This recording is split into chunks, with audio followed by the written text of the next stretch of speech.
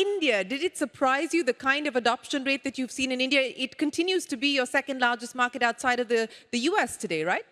Yes, absolutely. The momentum we see in India is incredible. It is indeed and still will be. I don't know, maybe not forever. Maybe surpass the US? Not sure when, right? Not sure if, but I can tell you one thing for sure. We're seeing tremendous growth. The growth in India we've seen it has tripled. It has tripled year over year. And so we're seeing a lot of that growth. And what's interesting about India, I have the opportunity to fly around the world and meet with governments and businesses and developers around the world. You're seeing AI being adopted in all facets of society here.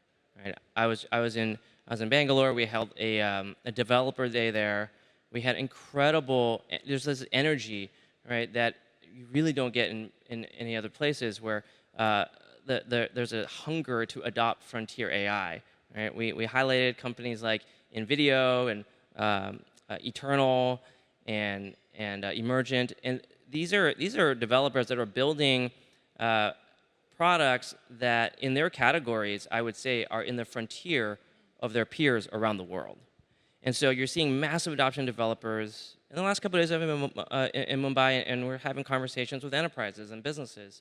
And they, too, are starting to go on this journey. So if I were to read between the lines of what you're saying, you're almost suggesting that India is inspiring OpenAI and the work that's being done at OpenAI. Would that be a fair statement to make? That is absolutely the case. Absolutely the case. I think a couple things that's really interesting for us when we think about India. We fundamentally believe that you build for India, you can build for the world. Right? India is really leading the adoption of sort of next generation. When you think about the population mix between 18 and 24 years old, right, that is a booming sector in India.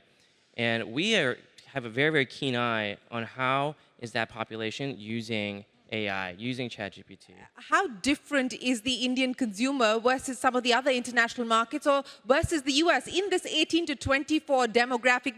So when we thought about building the product for students, so we have something called study mode, right? What people might not know is we sent our user researchers to India to actually learn, right, from sitting down with students and see how are they using ChatGPT to learn, and that's why we built study mode, and that was the inspiration. It was actually from India.